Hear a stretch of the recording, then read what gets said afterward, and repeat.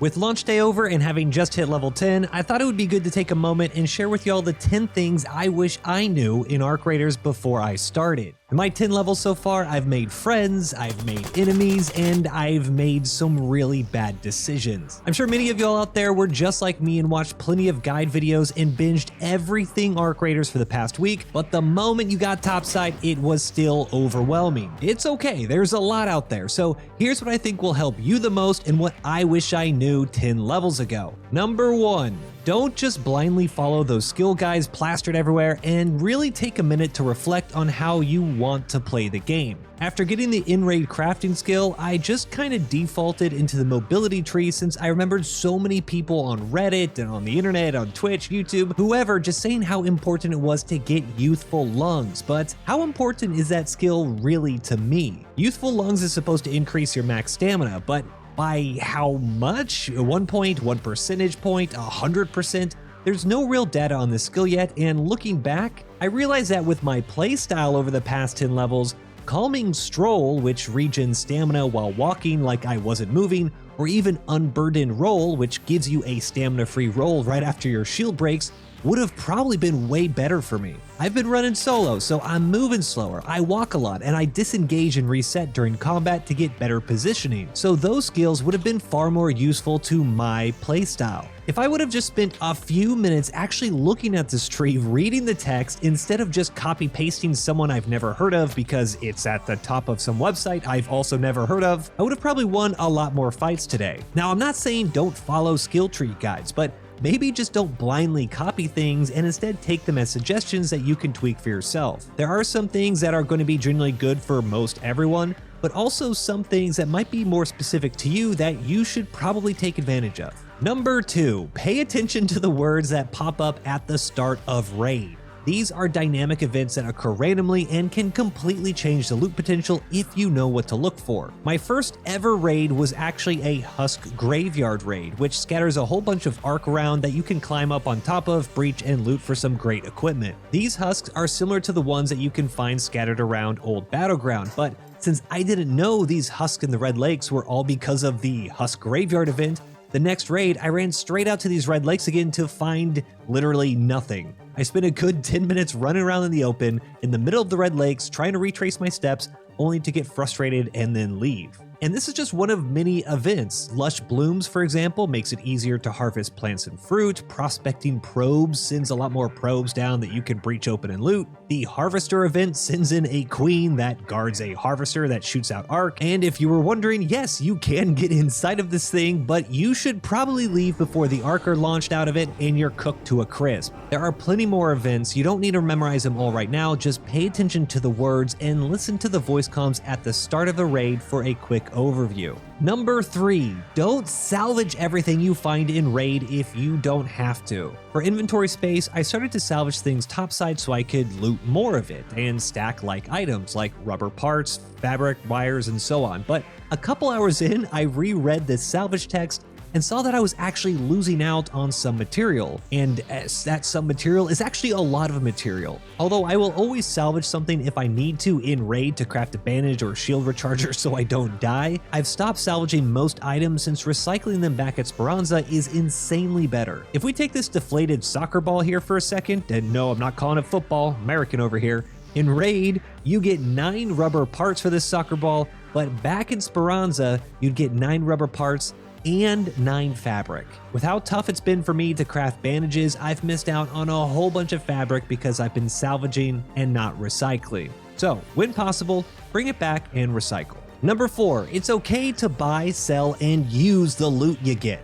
A lot of people out there are telling players to hoard all sorts of material for late game quests or recipes, and although I do think it's good to hold on to some things like fruit for Scrappy or a toaster for upgrading your workshop, a lot of these rare items are probably better off being recycled or even just straight sold for the time being. The early levels are a grind, and trying to get through raids without proper equipment can be really tough. I've upgraded my stash twice already and it still has gotten full without having materials to make weapons, ammo, or meds. What I've ended up doing is just taking a peek at what my immediate next workshop upgrades are and then just starting recycling or selling items that I don't see on that list. Now, I might miss out on one or two things here and there, but I started to get a lot more free space, and I was also able to craft more utility items. Additionally, which I think is far more important, is I actually started to learn what was useful. Recycling items actually gives you a heads up on what they're actually used to make later on down the line, so every time I do recycle, I've been trying to pay attention to what items I'm receiving, as well as what items that they make. This has helped me make decisions in Raid on what to drop and what to keep, since, let's be honest here, we've all stared at a drawer and spent a stupid amount of time deciding if we should keep something like a pair of headphones over a humidifier. At the end of the day, I don't think I've sold or recycled something that I didn't find later on, so you'll get all this loot back eventually. So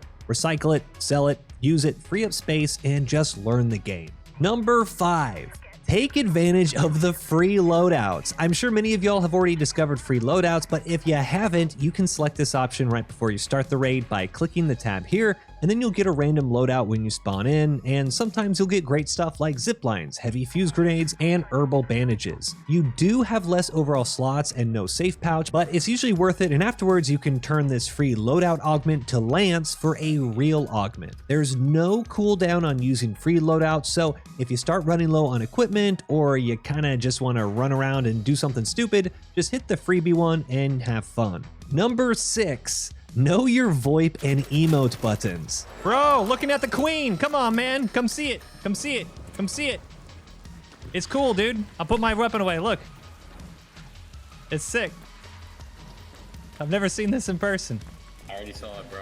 Although this is probably more tailored to solo players, it's definitely useful for duos and trios as well, but using voice has turned awkward or even potentially dangerous situations into really fun moments and raids. B is local proximity voice, and G brings up your emote wheel. Now, for whatever reason, I found that players are more friendly when you just talk to them instead of emoting, but be cautious. This is still a sandbox world, and just because you're going to try to make a friend doesn't mean that they want to do that too. Personally, I think I'm at around a 75% success rate when using voice, and I've extracted with plenty of randoms, but you always have to be prepared to defend yourself. If you're one of those people who just likes to shoot on sight and do PvP, well, you also get an achievement for extracting with a random player, so at the very least, fake being a friend for at least one raid so you can 100% ARC raiders. Oh, and speaking of making friends, I think this is a good point to mention that if you do like the content and want to see more ARC raiders, do please give this video a like, subscribe for more, and come join the Discord.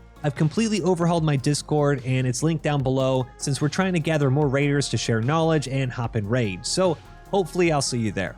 Number 7, don't take shots you can't finish. ARC Raiders is a very different game when it comes to PvP than what we're used to, and at least at these lower levels, the weapon balance is done in such a way that you will very rarely go from full health and shields to downed without being able to react. Cracking a player's shield may cause them to panic, but unless you're 100% sure you can finish them soon after, the gunshots will attract other players and probably ARC. I've taken pot shots at players that ended up causing leapers and hornets to swarm me. I've been chased by rocketeers because I tried to extract camp someone, and I even ended up getting myself killed because I spent 5 minutes in a gunfight that I should have ended or ran away from earlier. When shots go off in ARC Raiders, everyone is around looking for it.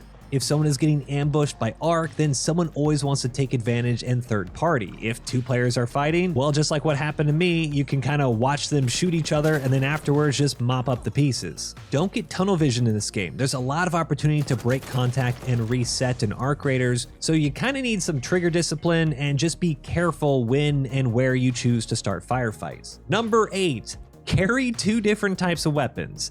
Now, ARCs all have weak points, and I'm not going to pretend to know each and every one right now, nor am I going to bore you with that information here, but the most dangerous ARCs for new players are probably Hornets. These things will zap you and knock you out quicker than you can say Speranza, and even the simplest of ARC can take a lot of shots to eventually explode. For ARC, you really want to use medium or heavy ammo. Light ammo does practically nothing to these guys, and I only use this as a last resort or with smaller ARC like ticks. I prefer to use something like a Pharaoh and then focus on the rotors, and then my secondary is a Stitcher. Might seem like overkill to bring in 2 different weapons and ammo for those weapons, but the freedom you have topside when you have both PvP and PvE capabilities is worth it. Number 9, speaking of weapons, upgrade them and add attachments as soon as you can. A level 4 Pharaoh fires more than twice as fast and can reload almost 40% quicker than a level 1 Pharaoh. And a level 4 Stitcher has half as much horizontal recoil as a level 1 Stitcher. Additionally, things like compensators can reduce bullet dispersion, and extended mags can give you that little bit of extra DPS that you need to finish off a raider before reloading. Now, I'm still undecided on how good the Pharaoh is with these attachments, but the reload speed when you've upgraded it absolutely can make or break firefights against ARC. A lot of these upgrades are pretty easy to do if you have been recycling material and if you have unlocked the refiner, so if you do find yourself with some extra parts and feel like you've got a good handle on where you're going next raid, upgrade this weapon and just test it out. I thought it was going to be a waste at first, but there's no going back. I'm always upgrading the modding now, and I think I've had better fights for it. Alright, and to wrap it up, number 10, this game is supposed to have a 10-year lifespan, okay?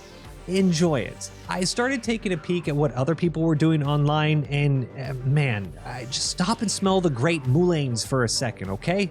I've spent all 10 of my first levels only in the dam. I'm trying to learn POIs, rotations, where loot spawns in, raider caches, where a raider spawns so I know where I can rotate, and even more specific things like, do you know how you can escape the pale apartments if someone was pushing you?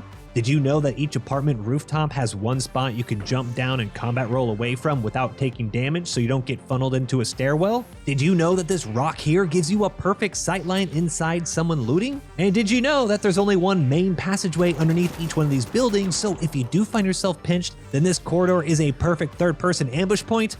Well, I'm glad I spent the time because it 100% came in use during this raid. I'm not looking to beat ARC Raiders this weekend, okay? And neither should you. I'm not saying you shouldn't go explore the other maps or don't spend the next 48 hours power leveling grinding, but I am saying that this game is going to be around for a while. Don't get wrapped up in the rush to max level.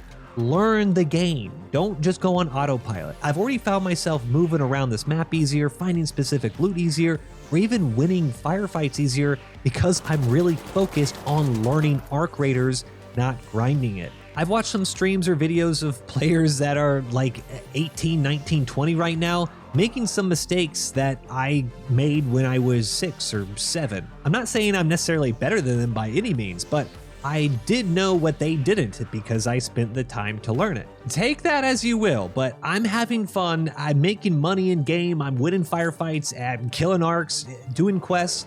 It's all working for me. This game is a marathon, not a sprint. And actually, as I say that, no, it's not that marathon. It's the 26 point, yeah, okay, it's take it slow, okay? Enjoy it. It's been fun. It's only been a day, and I can't wait to learn more. But what do you guys think? Are you enjoying ARC Raiders so far? Anything I miss that you think would help someone else? Let me know down in the comments below, and if you like the video, give it a thumbs up and subscribe for more. But that's it for me. Until next time, peace.